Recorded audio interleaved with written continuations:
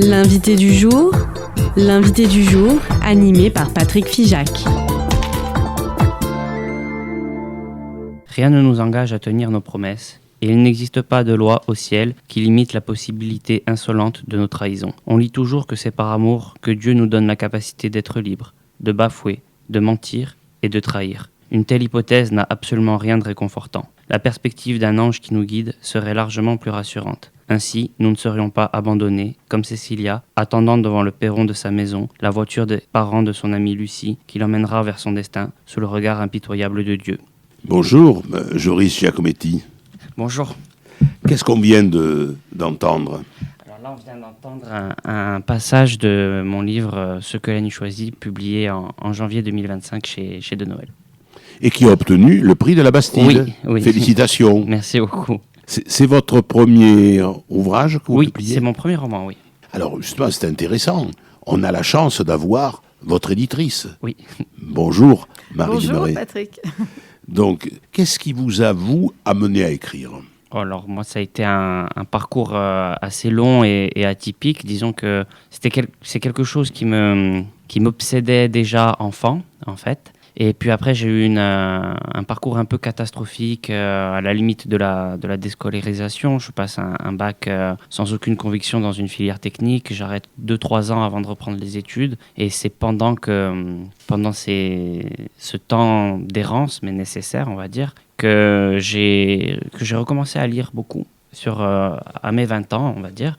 Et ensuite, lire m'a donné envie et de reprendre des études et de poursuivre dans l'écriture. Alors, vous reprenez des études dans quelle branche ? Alors, initialement, je reprends des études en information communication dans le but de devenir journaliste. Puis après, j'ai beaucoup bifurqué. J'ai fait des sciences politiques, de la littérature et de la philosophie.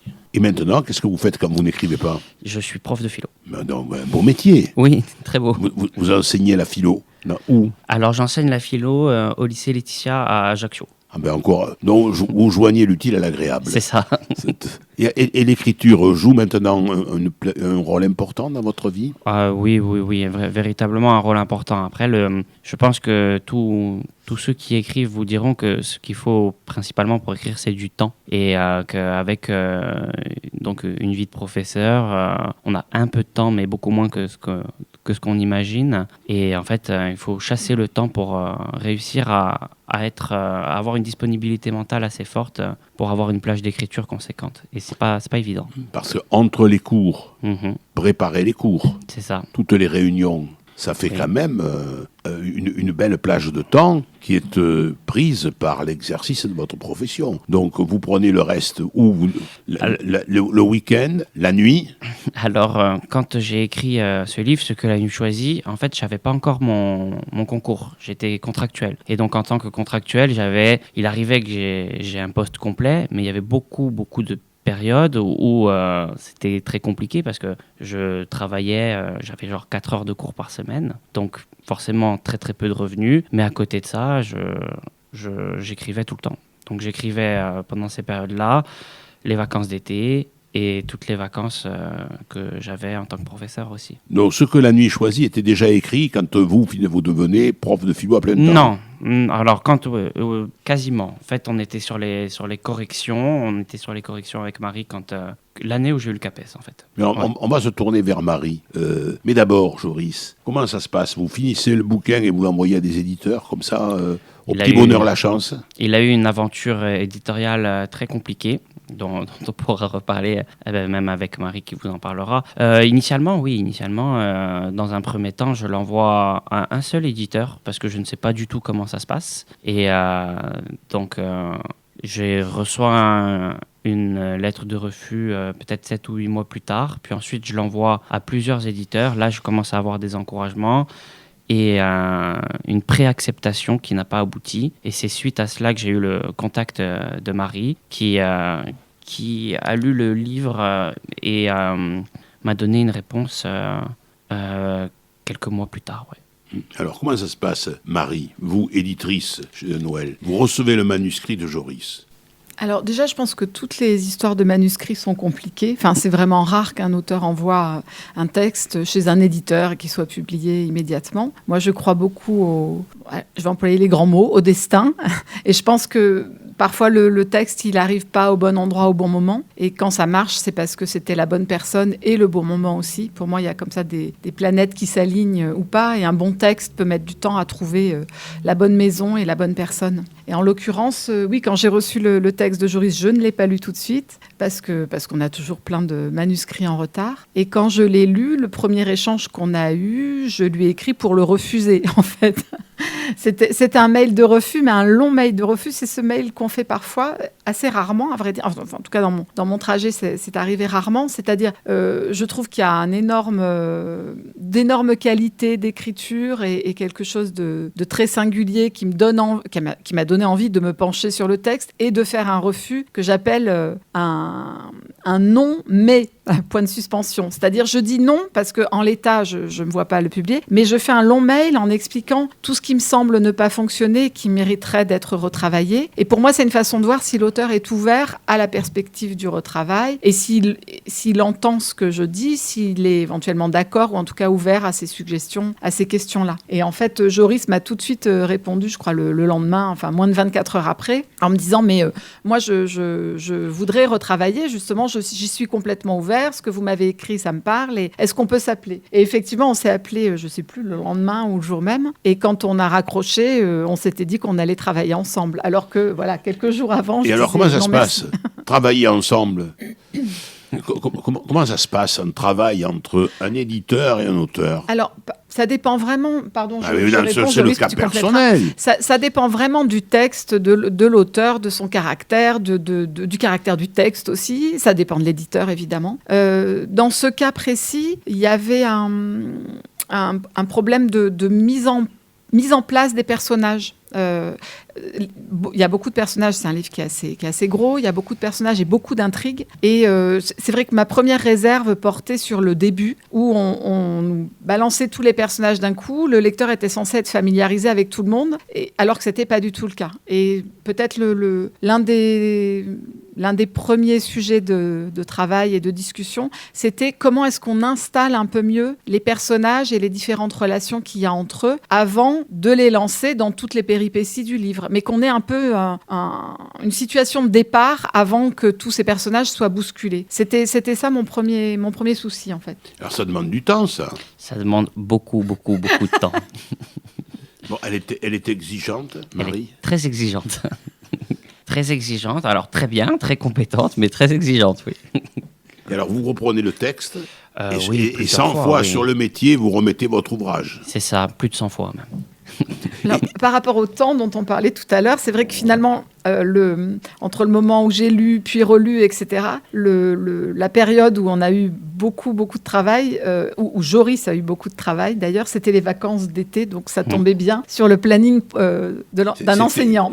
De 2025 ou 2024 Été 2024, oui. C'est Été ça 2024, oui. oui, dont je me souviendrai longtemps, oui. Oui. Et moi, à la rentrée 24, j'avais des livres qui sortaient en rentrée littéraire chez De Noël. J'étais dans des salons, parce que j'accompagnais, comme ici, des auteurs en salon. Et moi qui aime bien boire des coups, par exemple, après les soirées de salon, je rentrais à l'hôtel et je travaillais jusqu'à minuit et demi pour avancer, lui renvoyer des bouts de texte, etc. On a eu un été, un automne assez intense l'année dernière.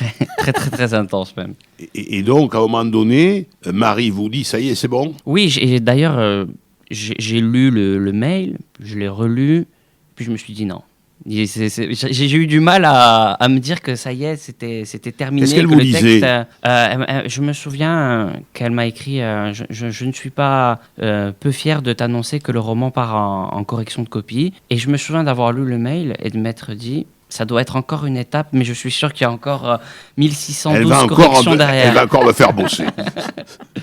Mais non, c'est vrai que j'ai mis du temps à réaliser. En fait, quand on écrit un livre comme ça, on ne se rend pas compte à quel point on a toujours l'impression que telle phrase, on ne peut pas la modifier, que tout est... en fait, en tant que lecteur, l'attitude naïve, c'est de dire que tout a été écrit comme ça d'un seul coup et que rien n'a été changé. Mais en fait, tout a été retravaillé, rechangé. Absolument, enfin franchement, peut-être chaque phrase du roman a été revue. Donc c'est vrai qu'on a du mal à se rendre compte qu'à un moment donné, c'est terminé. Et c'est extraordinaire. Enfin, ça a été du travail, mais un grand plaisir parce que Joris, au début, justement, a eu une petite résistance en disant bah non, moi, c'est comme ça que je l'ai écrit. Et très vite, il a entendu ce que je lui disais, parce que je lui disais. Le texte, tu l'as en tête depuis 5 ans, tu connais tous tes personnages par cœur, mais le lecteur, il arrive et lui, il comprend pas. Donc, il faut que tu lui présentes les personnages avant de les livrer à tes péripéties. Et à partir de ce moment-là, on a travaillé d'une manière magnifique. Et c'est super de faire ça sur un premier roman parce que ça m'est arrivé d'avoir en lecture des textes d'un auteur qui a déjà publié, mais avec un éditeur qui travaille très peu. Et donc, quand moi, je lui faisais un retour en disant... ce personnage-là, c'est dommage, ou le début est confus. C'est vrai que les auteurs qui n'ont pas eu cet échange-là avec un éditeur sur les premiers livres, quand ça leur arrive pour un 3e ou un 4e livre, ils disent « Ah ben non, mais moi, je touche plus à rien ». Et en fait, je trouve ça dommage. En tout cas, moi, je crois à mon métier et je pense que mon travail, c'est vraiment d'aider l'auteur à accoucher de la meilleure version de son texte. Joris, est-ce que après un travail si intense, il vous faut une période de digestion, une période de pause, ou est-ce que justement ça vous a motivé à repartir directement sur l'écriture ? Alors, ça a été un petit peu différent pour mon cas parce que comme le livre avait eu une aventure éditoriale compliquée, bon, comme tous les livres, comme on disait tout à l'heure, j'avais commencé à écrire autre chose pensant que celui-là n'aboutirait pas. Donc j'avais fait un petit manuscrit d'une 100aine de pages. Donc ce qui fait que j'avais entamé une autre histoire avant de corriger celui-là. Et après, oui, j'ai eu là, ça a été le premier été où je me suis dit, je me pose un petit peu. Et avant d'attaquer autre chose, j'ai quelques idées en ce moment, mais c'est vrai que c'est encore trop nébuleux pour que je puisse me lancer dans quelque chose. Ça met combien de temps entre le moment où Marie vous a dit « ça y est, je la vois en correction, il sera publié » et le moment où vous le voyez à la devanture d'une librairie? Ça prend combien de temps, Marie? Là, je crois qu'on l'a envoyé en prépa de copie, comme on dit, fin septembre, pour une sortie en janvier. Donc, il a été imprimé mi-décembre et il était en librairie, je ne sais plus, le 2 ou le 3 janvier. Mais c'était un peu court parce qu'on l'a fini un peu à l'arraché, justement. Encore une fois, ça tient aussi à l'épaisseur du livre. Mais ça peut être plus long que ça, la période entre les deux. C'est rapide, en fait. parce que je pensais que vous alliez me dire, mais voilà, il a fait la rentrée littéraire de septembre. Non, il est sorti en janvier, donc il a déjà voyagé. Joris était finaliste du prix Ouest France étonnant voyageur à Saint-Malo, par exemple. Et là, il n'a pas eu le même succès? Et là, il n'a pas eu le prix. Non. Mais en fait, il y a eu 7 nominations de prix. Il a eu 2 prix, puisqu'en plus du prix du livre de Villeneuve sur le livre, il a eu le prix du roman corse. Et il y a encore 2 prix dont on attend les résultats. Voilà. C'est donc satisfaisant. Donc c'est très joyeux. Oui. On est en train de réimprimer d'ailleurs. Ah bon, troisième réimpression. Ah, quand même. Alors, justement, c'est la question que tout le monde se pose. Quand on tire, vous tirez à combien? Alors, sur un premier roman, on tire, on va dire, entre 2 et 3 000 exemplaires. Donc, c'est pas mal. Mais c'est pas...